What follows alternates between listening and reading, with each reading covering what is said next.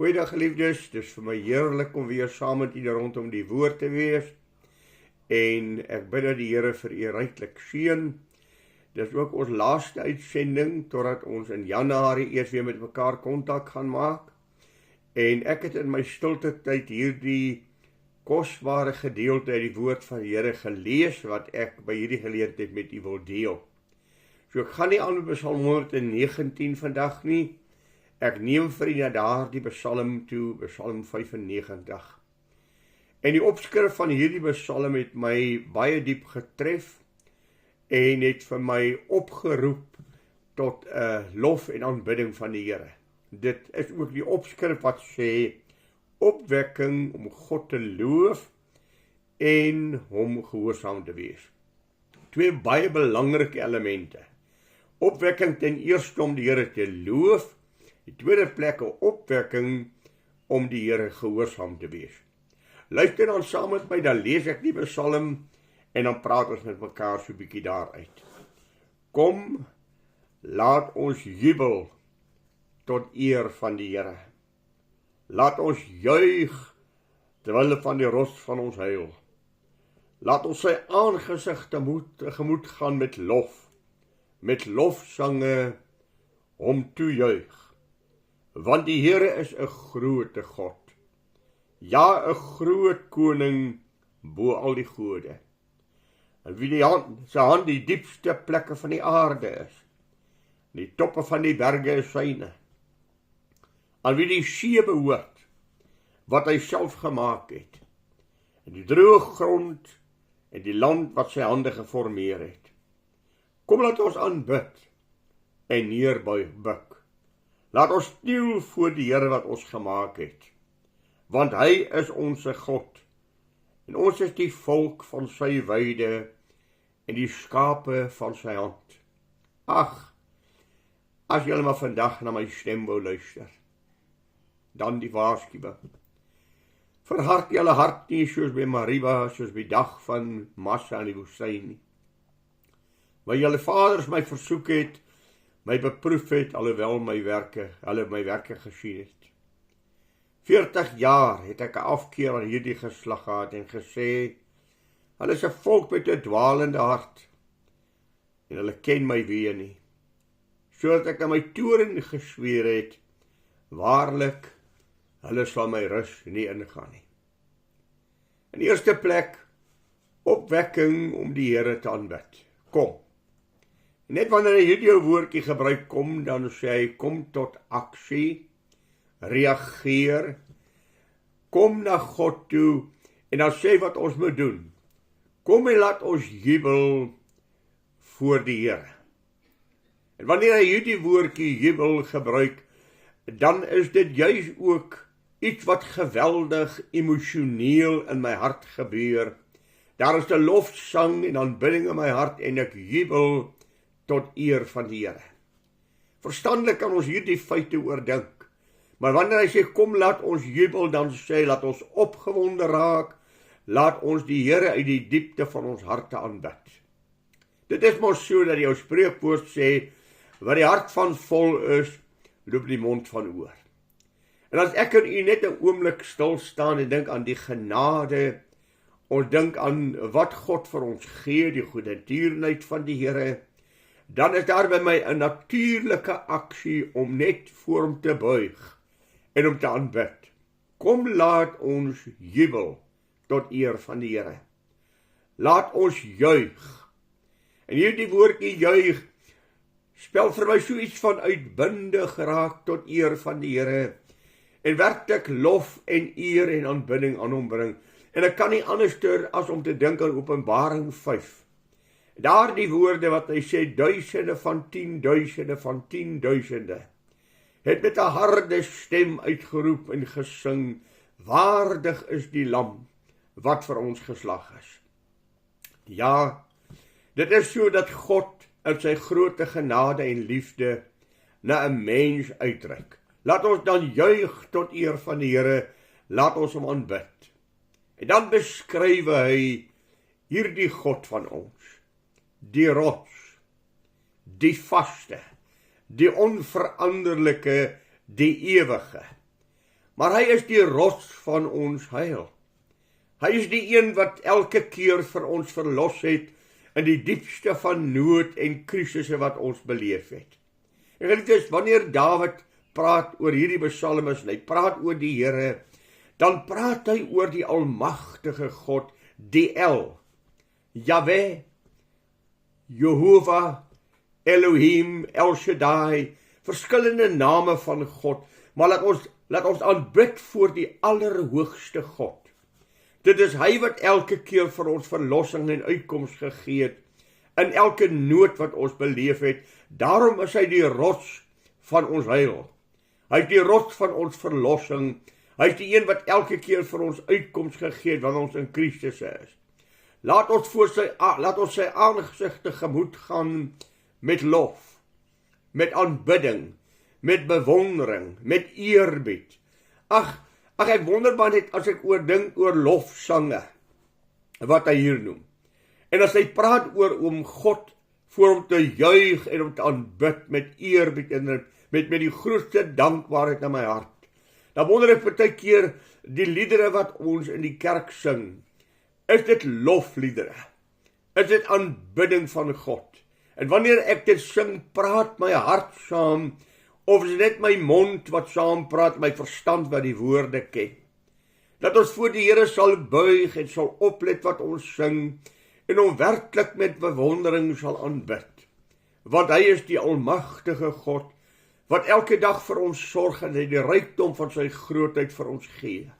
Weereens sê ek, die spreekwoord sê so waar, wat die hart van vol is, loop die mond van oor. En ag geliefdes, as ek en u hom beleef, as ons iets van die goedheid en die genade van God beleef, as ons beleef hoe die Here ons uit die diepste van nood verlos het, as ons maar net so 'n oomblik stil word en net wil dink wat God vir ons gedoen het, dan is daar 'n natuurlike reaksie in ons harte om net te sê, wow, wat 'n God, wat 'n groot en almagtige God, wat 'n heerlike God aanbid ons. Ek dink weer eens aan die wagters wat daar in die veld was met hulle skapies. En ewe skielik is daar 'n engelekoor wat vir hulle sing, vandag is vir julle gebore die verlosser van die wêreld. Hulle haas hulle soos die sterrelei, en toe hulle daar kom en hier die Jesus kind sien, toe val hulle voor hom neer en hulle aanbid hom, en hulle eer hom, en hulle dank hom, en hulle bring hom die lof en die aanbidding van ons harte. Ag, sal ons nie in hierdie Christusfeestyd wat ons tegemoet gaan, net weer 'n lof en 'n aanbidding en 'n dank tot eer van die Here sal hê, omdat ons verlostes is, omdat hy ons siel uit genade gered het, omdat hy ons kinders van God gemaak het, omdat hy die rots van ons verlossing is nie. En wanneer ons praat oor God, dan moet jy onthou as die psalmes hier kom praat oor die almagtige God, dan praat hy oor die drie enige God. Hy praat oor die God van die Ou Testament, die Vader, Seun en die Heilige Gees, wat gesamentlik saam God is. Elohim, Jehovah, Jahwe, wat almal ingesluit is en geïnkorporeer is in hierdie naam van God.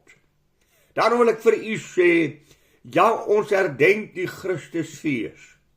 Ons herdenk die koms van ons verlosser na hierdie wêreld. En die rede hoekom hy sê ons moet aanbid is, want die Here is 'n groote God.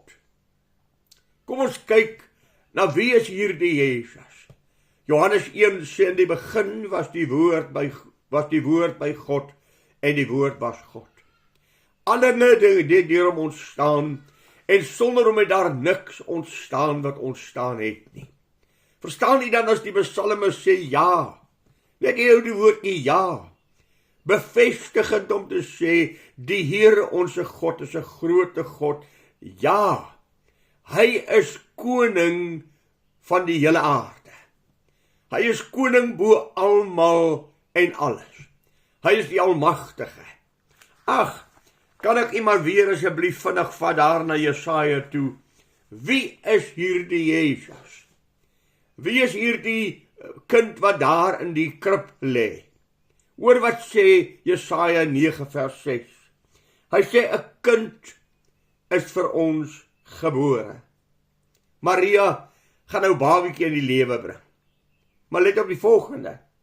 'n seun is aan ons gegee.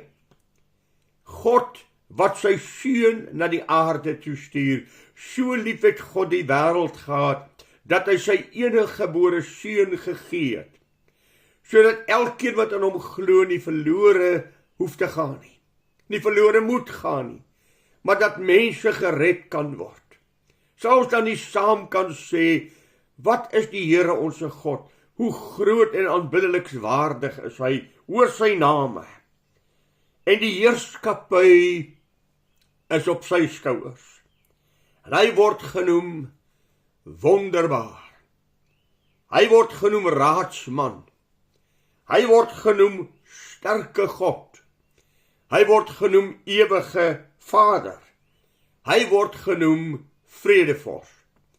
Tot vermeerdering van die heerskappy en tot vrede sonder einde op die troon van Dawid en oor sy koninkryk, om te bevestig en dit te versterk van nou af tot in ewigheid.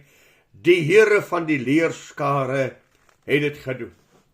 Ag, mag hy weer vereën my, daardie Jesus kind wat in die krib lê, mag hy weer vereën my, in die diepte van ons harte tref, as die psalmes sê, wie is hy? Hy het die toppe van die berge behoort aan hom. Die hoogste berge in die almag en die alwetendheid en die grootheid van God wat hy op hierdie wêreld geplaas het, is syne. Al die diepste plekke van die aarde, die ken hy. Al die 4.000 heuwels is syne. Aan hom behoort die see. Hy het dit afgemeet. Die berge het hy geweeg. Hy het dit alles te voorskyn gebring, en hy het vir ons die aarde geskep. Ja, hierdie kind wat daar die kruis in die krib lê, is die almagtige, ewige God, wat sy heerlikheid neergelê het, wat aarde toe gekom het om vir jou en my te kom sterwe. Geliefdes, hy het alles geformeer. Ons het ons reeds mekaar gesê, niks het ontstaan wat ontstaan het, wat tans bestaan, wat ooit sal bestaan, wat nie deur hom geformeer en gemaak is nie. Hy het alles gemaak. Maar hierdie God het vlees geword en het onder ons kom woon. En ons het sy heerlikheid aanskou. Die heerlikheid is van die enige gebore van die Vader, vol van genade en waarheid. Dink net 'n oomblik aan daardie woorde. Hy het die berge geweeg. Hy is immers die oomblik vir die voorspelling wat gesê is, hy sal Immanuel genoem word. Dit is God met ons. Onthou u dit? Jesaja die 7de hoofstuk vers 14. Die maagd sal swanger word en 'n seun baar, en julle moet hom Immanuel noem. Dit beteken God met ons. Daarom, kom ons kyk. Kom ons kyk as hy vir ons sê, aanbid en buig neer voor hom. Laat ons aanbid, laat ons neerbuig. Laat ons kniel voor die Here wat ons gemaak het. Hy is onse God. Wat 'n geweldige woord as hy sê, ons is die volk van sy weide, ons is die skape van sy hand. Besef u daar die geweldige woord as hy dit sê? Besef u die genade van God wat jou deel geword het, dat ek vandag net kan sê, ek is syne, ek is die maaksel van sy hande.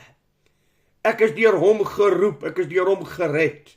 1 Johannes 3 vers 1 sê, kyk wat 'n groot liefde die Vader aan ons bewys het, dat ons kinders van God genoem kan word. Ag, die apostel Paulus stel dit so mooi. Dis 'n betroubare woord, en werd om ten volle aangeneem te word, dat Christus Jesus in hierdie wêreld ingekom het, om sondaars te red. Dan sê Paulus, waarvan ek die grootste was van alle sondaars. Ek wonder of daar nog by u en my 'n werklike aanbidding is. Of dat by ons 'n werklike danksegging is, dat ons sê, kom laat ons neerkniel, laat ons aanbid, laat ons die lof en die eer en die lofsange van ons harte aan hom bring, dat hy ons gered het, want hy is die koning van ons verlosser. Hy is die koning van die konings. Hy is die Here van die Here. Daar is geen ander verlosser nie. Daar is geen ander saligmaker nie. Hy het na hierdie wêreld toe gekom ter wille van jou en my. Net dat ons die heil van God deelagtig kan word, dat ons nie verlore hoef te gaan nie, maar dat ons kinders van God kan wees, dat die Heilige Gees van God in ons kom woon, en ons daardie absolute triomflike sang in ons harte het, ek weet, omdat ek weet, omdat ek weet. Daarom wil ek vir jou sê, kyk 'n bietjie na hom. Kyk wie hy is. Moenie by hierdie babietjie vaststeken met die sentimente en met die mooi van 'n ou babietjie in die krib nie. Kyk verder. Wat is daar in God se hart as hy daardie kindjie vir ons gee? Daar is 3 dinge. Daar is die krib. Hy gaan as mens gebore word. Die volgende stap is die kruis. Hy gaan aan die kruis van Golgotha vir ons sterwe. En dan is daar 'n derde aspek, die kroon. Hy gaan ook opstaan en hy gaan regeer vir alle eeue as die Here van die Here en die koning van alle konings. Hy is die almagtige. Op hierdie oomblik staan hy voor die Vader en hy bid vir jou en my. Hy tree vir ons in wanneer ons nie eers weet hoe om te bid nie. Dan is hy daar om vir jou en my in te tree. Verdien hy dan nie die lof en die eer en die aanbidding van ons harte nie? Ag, moenie na hom kyk soos die kerk van sy tyd nie. Moenie na hom kyk soos die ou Paulus na hom gekyk het nie. Hoe het hulle hierdie Jesus aanskou? As maar net 'n normale timmerman. Niks besonders in hom nie. Hulle wou nie in hom glo nie. Hulle het hom uiteindelik kruis toe gedrywe. Ja, Paulus het 'n haat in sy hart gehad en hy het elke navolger van Jesus Christus laat uitmoer, tot daardie heerlike dag dat hy sy verlosser ontmoet. En daarom sê hy, ek was die slegste, die grootste van alle sondaars. Ek het kinders van God vermoor. Ek het nie die genade van God verdien nie. Wie van ons het sy genade verdien? Verdien hy dan nie ons lof en ons eer en ons aanbidding nie? Ag, maar wanneer ons na hierdie dinge kyk, dan is daar ook so 'n sugting in die hart van die psalmis. 'n Diepe sug as hy oor sy eie volk kom praat. Maar laat my toe om net weer vir u te sê, kom laat ons jubel voor die Here, tot eer van die Here. Laat ons juig ter ere van die rots van ons heil. Laat ons sy aangesig tegemoet gaan met lofsange om toejuig. Want die Here is 'n groot God. Ja, 'n groot koning bo al die gode. In wie se hand die diepste plekke van die aarde is, en die toppe van die berge is syne. Aan wie die see behoort wat hy self gemaak het. En die droë grond, droë land wat sy hand geformeer het. Kom laat ons aanbid en neerbuig. Laat ons kniel voor die Here wat ons gemaak het, want hy is ons God. En ons is die volk van sy weide, skape van sy hand. Dan is sug.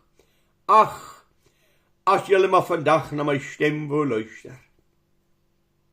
Geliefde, weet u, dis die grootste pyn, dis die grootste hartseer vir God, dat hy al hierdie genadegawe en hierdie goedertierenheid en goedheid van God oor die mens uitstort, en dan sê, ag, as julle tog na my stem maar net wou luister. En die oomblik as hy dit sê, dis hy verhard nie julle harte, soos Mariba, so daar by die dag van Massa in die woestyn nie, waar julle vaders my versoek het, my beproef het, alhoewel hulle my werke gesien het. 40 jaar, ag, hy het hulle gedra, hy het hulle gesorg, Hy het hulle gered uit Egipte land. Hy het wonderbaarlik vir hulle voorsien. En dan kom hulle op daardie plek wat God vir hulle die vrugte van die land toon. Kyk wat het God vir julle, 'n beloofde land. 'n Land Kanaan wat oorloop van melk en honing. Niemand sal ooit voor julle stand hou nie. Julle sal triomf hê. Julle sal die land in besit neem wat ek aan die Here jou God, aan Abraham beloof het. Ek bring julle op die plek, as ek dit so kan stel, die cherry op die koek, om te sê, die beste wat God vir julle gedagte het, as julle tog maar net na my stem wou luister. Jy ken die verhaal. Die vrugte is voor hulle, kyk, almal van hulle staan in verbasing, as hulle sien wat die land Kanaan vir hulle inhou. En tog laat hulle ompraat deur van die verspieders, wat sê, ons is nie in staat om die land in te neem nie. Ons is so sprinkane in hulle oë, en hulle geloof in God laat vaar. 40 jaar moes ek hulle in die woestyn instuur. 40 jaar het ek 'n afkeer gehad aan hierdie geslag en gesê, hulle is 'n volk met 'n dwaalende hart, en hulle ken my weë nie. Sodat ek in my toren gesweer het, waarlik, hulle sal my rus nie ingaan nie. My hart skreeu as ek hierdie psalmes lees. My hart skreeu as ek dink aan die genade van God, wat hy aan ons gegee het. 2 dinge het hulle die land van God beroof, as jy Hebreërs 3 vers 18 en 19 lees. Ongeloof en ongehoorsaamheid het die land Kanaan laat verloor. Daarom sê Hebreërs 3 vers 7 en 8, vandag as julle die stem van die Here hoor, verhard nie julle harte, soos julle vaders dit gedoen het nie. Ag geliefde, wil jy net 'n oomblik stil staan en kyk? En kyk wie is hierdie kind nie. Kyk wat het God uit genade vir jou en my gegee. Kyk hoe het ek vir julle gesorg. Hy noem dit, ek het in die woestyn vir julle gesorg. Ek het vir julle water gegee, ek het vir julle kos gegee. Ek het julle verlossing gegee. Ek het julle deur 'n bar woestyn gedra en julle het aan niks tekort gekom nie. Ek was die God van julle verlossing. Ek was die God van julle heil. Ek was die God wat elke dag vir julle gedra het.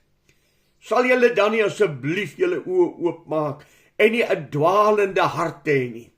Nie toelaat dat julle harte verlei word wat daardie verspieders met julle gedoen het en die oë wegvat van die Allerhoogste God en sy genade wat hy julle geskenk het nie.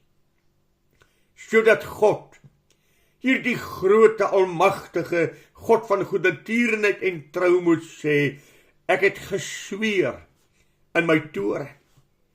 Geliefde, wat 'n geweldige woord. Weet jy wat beteken om in die toren van God te val? Hebreërs 10 vers 31 gee so effens 'n beeld. Vreeslik is dit om te val in die hand van 'n lewende God. En hy moes sweer, nie een van julle ouer as 20 jaar sal die land Kanaan ingaan nie, net die geslag 20 jaar en jonger, plus Joshua en Caleb, wat my geglo het sal ingaan. Die res van julle sal in die woestyn sterwe. Julle sal nie ingaan in die heil wat God vir julle gedagte het nie. Dit is vir my so pynlik om te weet, die tyd waarin ek en u vandag leef, is dit nog so. Mense weet van die dag, mense geniet die dag, mense misbruik self die dag, en daar is so min aandag aan waaroor gaan dit. Die wagters wat uitgaan, moet gaan kyk, vandag is vir julle gebore, die verlosser van die wêreld, Immanuel, God met ons. Gaan kyk wat beteken dit, gaan kyk wat is die impak van hierdie dag. Wanneer jy daardie ou kindjie sien gebore uit die skoot van Maria, weet, dis God wat mens geword het. Dis God wat neergedaal het. Dis God wat sy genade aan my kom bewys. Dis God wat vir my verlossing bring. Geliefde, as God nie sy seun gegee het nie, kon geen mens gered word nie, was ons almal bestem vir 'n ewige hel en 'n verlorenheid. Daarom pleit ek by jou, kyk net wie is dit? Ag, ek wil weer vir jou herinner aan wat 1 Johannes die 5de hoofstuk sê, omdat dit sulke geweldige woord het, daar by die 9de vers. As ons die getuienis van mense aanneem, die getuienis van God is groter, omdat dit die getuienis is van God, wat hy aangaande sy seun getuig het. Wie in die seun van God glo, in die seun van God glo, het die getuienis in homself. Ag, as jy kindjie van die Here vanmôre is, dan behoort daar in jou hart 'n lofsang te wees, want daar was 'n dag wat ek my verlosser ontmoet het, en dit is die getuienis in my hart. Die Heilige Gees getuig saam met my gees dat 'n kind van God is. Hy het die getuienis in homself. Hy wat God nie glo nie, het hom 'n leienaar gemaak, omdat hy die getuienis nie geglo het wat God aangaande sy seun getuig het nie. En dit is die getuienis, dat God ons die ewige lewe geskenk het, en die lewe is in sy seun. Hy wat die seun het die lewe. Wie die seun van God nie het nie die lewe nie. God het vir ons 'n geskenk gegee. Ons herdenk die dag. Maar geliefdes, daar moet 'n verandering in die mense lewe intree. Ons moet net glo aan Jesus Christus nie. Ons moet net glo aan die geskiedenis nie. Ons moet net nie glo aan die feit dat hy aan die kruis gesterf het nie. Ons moet glo in die verlosser. Ons moet die verlosser persoonlik ontmoet. Johannes 1 vers 11. Hy het na sy eie mense toegekom, en sy eie mense wou hom nie aanneem nie. Maar almal wat hom aangeneem het, aan hulle het hy die mag gegee om kinders van God te word. Almal wat hulle self rondom Jesus Christus geskaar het, en hom as die Messias, as die verlosser aanskou het, wat geglo het dat hy seun van God is, wat hulle lewe aan hom vasgemaak het, wat hulle sonde voor hom bely het. Hulle het kinders, navolgers van God geword, maar die meerderheid wou nie aan hom glo nie. Die kerk kruisig hom. Sy eie volk wil nie aan hom glo nie. Daarom wil ek vir u sê, kom ek en u kyk 'n oomblik, wie is hierdie Jesus? Kyk so stip. Kyk so presies dat dit jou hart vul. Dink net daar 'n oomblik oor, en gaan sit dit 'n oomblik en dink aan jou klein kindjie in die krib om te sê, dit is God wat sy verlosser, my verlosser gestuur het, dat ek nie hoef verlore te gaan nie, maar die ewige lewe kan hê. Daarom die woordjie, die wat in hom glo, wat hom aanvaar as verlosser, wat hom aanvaar as persoonlike verlosser, wat hom aangeneem het as hulle eie persoonlike saligmaker. Aan hulle het hy die mag gegee om kinders van God te word. Dit is my so pyn as ek hierdie psalmes lees. Ag, as julle na my stem wou luister. As my volk Suid-Afrika vandag net daardie stem sal hoor. Die stem van dit is Immanuel, God met ons. Julle moet hom Jesus noem. Hy is die verlosser. God het sy seun in die wêreld gestuur, nie om die wêreld te veroordeel nie, maar dat die wêreld deur hom gered kan word. Daar is geen ander verlosser nie. Hy self sê dit, ek is die weg en die waarheid en die lewe. Niemand sal na die Vader gaan, behalwe deur my nie. Daarom wil ek vir u sê, as jy 'n kind van God is, kom terug. Kom terug. Kom terug na die plek toe waar daar lof en aanbidding en eer en danksegging in jou hart is. Kom buig voor hom wat jou sy kind gemaak het. Hy het jou gemaak 'n kind van sy weide. Hy het jou gemaak 'n volk, 'n erfgenaam en 'n mede-erfgenaam saam met Christus. Kom buig net voor hom. Bring hom die lof, bring hom die eer. Sien hom raak vir wie hy is. Dis die almagtige God wat bereid was om na die kruis toe te gaan. Jou en my skuld te dra. Ag, ek wil jou uitdaag. Gaan lees asseblief weer Psalm 22 en gehoor die woorde van die kruis. Gaan lees asseblief weer Jesaja 53 en gaan hoor die pad wat hy vir jou geloop het. Let op die terme. Hy's verbrysel, hy's deurboor, hy's verneder. Terwille van ons oortredinge, terwille van ons skuld, het hy die prys betaal. Gaan aanbid hom. Mag hy van u en my ontvang die lof en die eer en die aanbidding en die dank van ons harte. Mag hierdie feesseisoen vir u 'n nuwe belewenis van hom wees, 'n nuwe aanbidding van hom wees, en mag u nie oorweldig word deur die dag met geskenkies en al die jolijt nie, maar mag u die kind raak sien.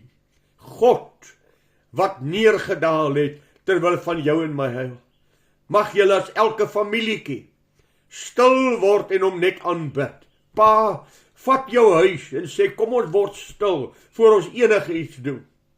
Voor ons enige daad pleeg, kom ons word stil. Kom ons aanbid die Allerhoogste God. Praat met jou kinders, vertel hulle van die genade van God wat ons deel geword het, en maak dit 'n dag van aanbidding en lof aan die Allerhoogste God.